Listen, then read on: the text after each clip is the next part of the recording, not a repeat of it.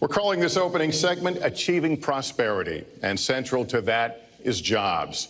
There are two economic realities in America today. There's been a record 6 straight years of job growth, and new census numbers show incomes have increased at a record rate after years of stagnation. However, income inequality remains significant, and nearly half of Americans are living paycheck to paycheck. Beginning with you, Secretary Clinton, why are you a better choice than your opponent to create the kinds of jobs that will put more money into the pockets of American workers? Well, thank you, Lester, and thanks to Hofstra for hosting us. The central question in this election is really what kind of country we want to be and what kind of future we'll build together. Today is my granddaughter's 2nd birthday, so I think about this a lot. First, we have to build an economy that works for everyone, not just those at the top. That means we need new jobs, good jobs, with rising incomes. I want us to invest in you. I want us to invest in your future. That means jobs in infrastructure, in advanced manufacturing, in innovation and technology, clean renewable energy, and small business, because most of the new jobs will come from small business. We also have to make the economy fairer. That starts with raising the national minimum wage and also guarantee, finally, equal pay for women's work. I also want to see more companies do profit sharing. If you help create the profits, you should be able to share in them, not just the executives at the top. And I want us to do more to support people who are struggling to balance family and work. I've heard from so many of you about the difficult choices you face and the stresses that you're under. So let's have paid family leave, earned sick days. Let's be sure we have affordable child care and debt-free college. How are we going to do it? We're going to do it by having the wealthy pay their fair share and close the corporate loopholes. Finally, we tonight are on the stage together, Donald Trump and I. Donald, it's good to be with you. We're going to have a debate where we are talking about the important issues facing our country. You have to judge us. Who can shoulder the immense, awesome responsibilities of the presidency? Who can put into action the plans that will make your life better? I hope that I will be able to earn your vote on November 8th. Secretary Clinton, thank you. Mr. Trump, the same question to you. It's about putting more money into the pockets of American workers. You have up to 2 minutes. Thank you, Lester. Our jobs are fleeing the country. They're going to Mexico. They're going to many other countries. You look at what China is doing to our country in terms of making our product. They're devaluing their currency, and there's nobody in our government to fight them. And we have a very good fight, and we have a winning fight, because they're using our country as a piggy bank to rebuild China, and many other countries are doing the same thing. So we're losing our good jobs, so many of them. When you look at what's happening in Mexico, a friend of mine who builds plants said it's the 8th wonder of the world. They're building some of the biggest plants anywhere in the world, some of the most sophisticated, some of the best plants. With the United States, as he said, not so much. So Ford is leaving. You see that, their small car division leaving. Thousands of jobs, leaving Michigan, leaving Ohio. They're all leaving, and we can't allow it to happen anymore. As far as child care is concerned and so many other things, I think Hillary and I agree on that. We probably disagree a little bit as to numbers and amounts and what we're going to do, but perhaps we'll be talking about that later. But we have to stop our jobs from being stolen from us. We have to stop our companies from leaving the United States, and with it, firing all of their people. All you have to do is take a look at Carrier Air Conditioning in Indianapolis. They fired 1,400 people. They're going to Mexico. So many, hundreds and hundreds of companies are doing this. We cannot let it happen. Under my plan, I'll be reducing taxes tremendously, from 35% to 15% for companies, small and big businesses. That's going to be a job creator like we haven't seen since Ronald Reagan. It's going to be a beautiful thing to watch. Companies will come, they will build, they will expand, new companies will start, and I look very, very much forward to doing it. We have to renegotiate our trade deals, and we have to stop these countries from stealing our companies and our jobs. Secretary Clinton, would you like to respond? Well, I think that trade is an important issue. Of course, we are 5% of the world's population. We have to trade with the other 95%. And we need to have smart, fair trade deals. We also, though, need to have a tax system that rewards work and not just financial transactions. And the kind of plan that Donald has put forth would be trickle-down economics all over again. In fact, it would be the most extreme version, the biggest tax cuts for the top percent of the people in this country than we've ever had. I call it trumped up trickle-down, because that's exactly what it would be. That is not how we grow the economy. We just have a different view about what's best for growing the economy, how we make investments that will actually produce jobs and rising incomes. I think we come at it from somewhat different perspectives. I understand that. You know, Donald was very fortunate in his life, and that's all to his benefit. He started his business with $14 million borrowed from his father, and he really believes that the more you help wealthy people, the better off we'll be, and that everything will work out from there. I don't buy that. I have a different experience. My father was a small businessman. He worked really hard. He printed drapery fabrics on long tables where he pulled out those fabrics and he went down with a silk screen and dumped the paint in and took the squeegee and kept going. And so what I believe is the more we can do for the middle class, the more we can invest in you, your education, your skills, your future, the better we will be off and the better we'll grow. That's the kind of economy I want us to see again. Let me follow up with Mr. Trump if I can. You've talked about creating 25 million jobs, and you've promised to bring back millions of jobs for Americans. How are we going to bring back the industries that have left this country for cheaper labor overseas? How specifically are you going to tell American manufacturers that you have to come back? Well, for one thing, and before we start on that, my father gave me a very small loan in 1975, and I built it into a company that's worth many, many billions of dollars with some of the greatest assets in the world. And I say that only because that's the kind of thinking that our country needs. Our country's in deep trouble. We don't know what we're doing when it comes to devaluations, and all of these countries all over the world, especially China, they're the best ever at it. What they're doing to us is a very, very sad thing. So we have to do that. We have to renegotiate our trade deals. And Lester, they're taking our jobs, they're giving incentives, they're doing things that, frankly, we don't do. Let me give you the example of Mexico. They have a VAT tax. We're in a different system. When we sell into Mexico, there's a tax. When they sell in automatic, 16% approximately. When they sell into us, there's no tax. It's a defective agreement. It's been defective for a long time, many years, but the politicians haven't done anything about it. Now, in all fairness to Secretary Clinton, yes, is that okay? Good. I want you to be very happy. It's very important to me. But in all fairness to Secretary Clinton, when she started talking about this, it was really very recently. She's been doing this for 30 years. And why hasn't she made the agreements better? The NAFTA agreement is defective just because of the tax and many other reasons, but just because of the fact. Let me interrupt just a moment. Secretary Clinton and others, politicians, should have been doing this for years, not right now because of the fact that we've created a movement. They should have been doing this for years. What's happened to our jobs and our country and our economy generally is, look, we owe $20 trillion. We cannot do it any longer, Lester. Back to the question, though, how do you specifically bring back jobs, American manufacturers? How do you make them bring the jobs back? Well, the first thing you do is don't let the jobs leave. The companies are leaving. I could name, there are thousands of them. They're leaving, and they're leaving in bigger numbers than ever. And what you do is you say, fine, you want to go to Mexico or some other country, good luck. We wish you a lot of luck. But if you think you're going to make your air conditioners or your cars or your cookies or whatever you make and bring them into our country without a tax, you're wrong. And once you say you're going to have to tax them coming in, and our politicians never do this because they have special interests, and the special interests want those companies to leave because in many cases they own the companies. So what I'm saying is we can stop them from leaving. We have to stop them from leaving, and that's a big, big factor. Let me let Secretary Clinton get in there. Let's stop for a second and remember where we were 8 years ago. We had the worst financial crisis, the Great Recession, the worst since the 1930s.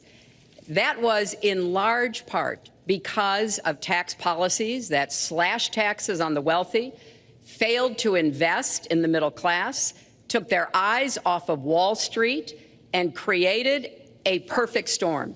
In fact, Donald was one of the people who rooted for the housing crisis.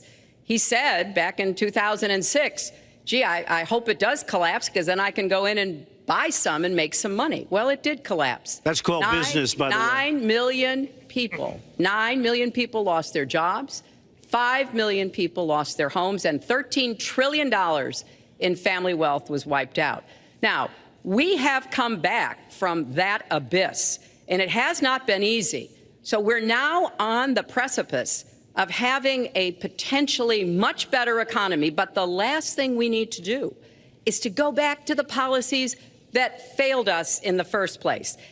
Independent experts have looked at what I've proposed and looked at what Donald's proposed, and basically they've said this, that if his tax plan, which would blow up the debt by over $5 trillion and would, in some instances, disadvantage middle-class families compared to the wealthy, were to go into effect, we would lose 3.5 million jobs and maybe have another recession. They've looked at my plans and they've said, okay, if we can do this, and I intend to get it done, we will have 10 million more new jobs because we will be making investments where we can grow the economy. Take clean energy. Some country is going to be the clean energy superpower of the 21st century. Donald thinks that climate change is a hoax perpetrated by the Chinese. I think it's real. I did not. Science is real. I do not say that. And I think it's important that we grip this and deal with it, both at home and abroad. And here's what we can do. We can deploy 500 million more solar panels. We can have enough clean energy to power every home. We can build a new modern electric grid. That's a lot of jobs. That's a lot of new economic activity. So I've tried to be very specific about what we can and should do, and I am determined that we're going to get the economy really moving again, building on the progress we've made over the last 8 years, but never going back to what got us in trouble in the first place. Mr. Trump. She talks about solar panels. We invested in a solar company, our country. That was a disaster. They lost plenty of money on that one. Now, look, I'm a great believer in all forms of energy, but we're putting a lot of people out of work. Our energy policies are a disaster. Our country is losing so much in terms of energy, in terms of paying off our debt. You can't do what you're looking to do with $20 trillion in debt.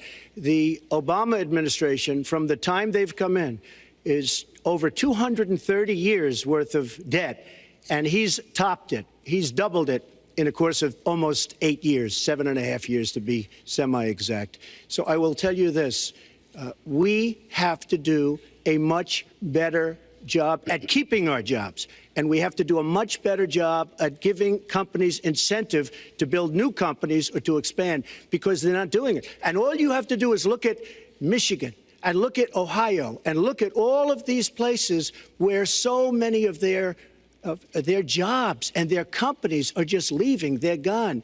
And Hillary, I just ask you this.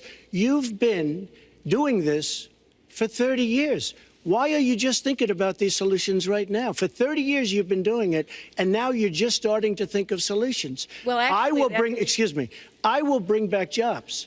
You can't bring back jobs. Well, actually, I have thought about this quite a bit. Yeah, for 30 years. I have, well, not quite that long.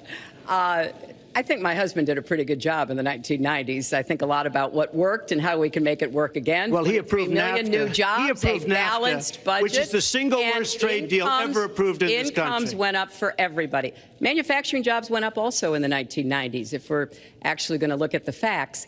When I was in the Senate, I had a number of trade deals that came before me, and I held them all to the same test. Will they create jobs in America? Will they raise incomes in America? And are they good for our national security? Some of them I voted for. The biggest one, a multinational one known as CAFTA, I voted against. And because I hold the same standards as I look at all of these trade deals. But let's not assume that trade is the only challenge we have in the economy. I think it is a part of it, and I've said what I'm going to do. I'm going to have a special prosecutor. We're going to enforce the trade deals we have, and we're going to hold people accountable. When I was Secretary of State, we actually increased American exports globally 30%. We increased them to China 50%. So I know how to really work to get new jobs and to get exports that help to create more new jobs. Very Well, you haven't done it in 30 years or 26 years. Well, any number you I've want to been do. a senator, You Donald, haven't done it. and You haven't I done have it. been a And excuse Secretary me, of State, and I have your done husband signed a lot. NAFTA, which was one of the worst things that ever happened Well, to the that's your manufacturing opinion. industry. That is your You go to opinion. New England, you go to Ohio, Pennsylvania, you go anywhere you want, Secretary Clinton, and you will see devastation where manufacturing is down 30, 40, sometimes 50%. NAFTA is the worst trade deal maybe ever signed anywhere, but certainly ever signed in this country. And now you want to approve Trans-Pacific Partnership. You were totally in favor of it. Then you heard what I was saying, how bad it is, and you said, I can't win that debate. But you know that if you did win, you would approve that, and that will be almost as bad as NAFTA. Nothing will ever top NAFTA. That is just not accurate. I was against it once it was finally negotiated and the terms were laid out. I wrote about that in... You called it the gold standard. Well, I hope... You called it the gold standard of trade deals. You said it's the finest deal you've ever seen. No. And then you heard what I said about it, and all of a sudden you were against it. Well, Donald, I know you live in your own reality, but that is not the facts. The facts are, I did say I hoped it would be a good deal, but when it was negotiated, which I was not responsible for, I concluded it wasn't. I wrote about that. So is it President Obama's fault? Is it President Obama's fault? Even announced. Look, there Secretary, is it President Obama's fault? There are because he's pushing it. There are different views about what's good for our country, our economy, and our leadership in the world. And I think it's important to look at what we need to do to get the economy going again. That's why I said new jobs with rising incomes, investments, not in more tax cuts that would add $5 trillion to the debt. But you have no plan. Oh, I do. Secretary, in fact, you have no plan. A book about it. It's called Stronger Together. You can pick it up tomorrow. That's about all you... Folks, at the bookstore or at an airport near you. We're going to move to... But it's because I see this. We need to have strong growth, fair growth, sustained growth. We also have to look at how we help families balance the responsibilities at home and the responsibilities at business. So we have a very robust set of plans, and people who have looked at both of our plans have concluded that mine would create 10 million jobs and yours would lose us 3.5 million jobs and explode You are the going debt, to approve one of which the biggest would tax have cuts a in recession. history. You are going to approve one of the biggest tax increases in history. You are going to drive business out. Your regulations are a disaster, and you're going to increase regulations all over the place. And by the way, my tax cut is the biggest since Ronald Reagan. I'm very proud of it. It will create tremendous numbers of new jobs. But regulations, you are going to regulate these businesses out of existence. When I go around, Lester, I tell you this, I've been all over. And when I go around, despite the tax cut, the things that business and people like the most is the fact that I'm cutting regulation. You have regulations on top of regulations, and new companies cannot form, and old companies are going out of business, and you want to increase the regulations and make them even worse. I'm going to cut regulations, but I'm going to cut taxes big league, and you're going to raise taxes big league. End of story. Let me get you to pause right there, because we're going to move into the next segment. We're going to talk taxes. That can't be left Please to stand. take 30 seconds, and then we're I going to go kind on. of assumed that there would be a lot of these charges and claims. And so we have taken the homepage of my website, HillaryClinton.com, and we've turned it into a fact checker. So if you want to see in real time what the facts are, please go and take a look. And take a look at mine also, and you'll see. Not add a penny to the debt, and your plans would add $5 trillion to the debt. What I have proposed would cut regulations and streamline them for small businesses. What I have proposed would be paid for by raising taxes on the wealthy, because they have made all the gains in the economy. And I think it's time that the wealthy and corporations paid their fair share to support this country. Well, you just opened the next segment. Well, look, could I just finish? Actually, I think I should. I'm going to give you a chance right here. And you take a look at her website. She's going to raise taxes $1.3 trillion. Mr. Trump, and look at her website. You know what? It's no different than this. She's telling us how to fight ISIS. Just go to her website. She tells you how to fight ISIS on her website. I don't think General Douglas MacArthur would like that All right, too much. The next segment, we're continuing Well, the at subject least of I have a plan to fight achieving ISIS. prosperity. No, you're telling the enemy everything you want to do. No, we're not. See, you're No, telling we're the not. enemy everything you We want to do. are- we No are wonder you've been outlining- fighting. No wonder you've been fighting ISIS your Folks. entire adult life. Folks, That's go to the, please, the fact checkers, get folks, to work. you are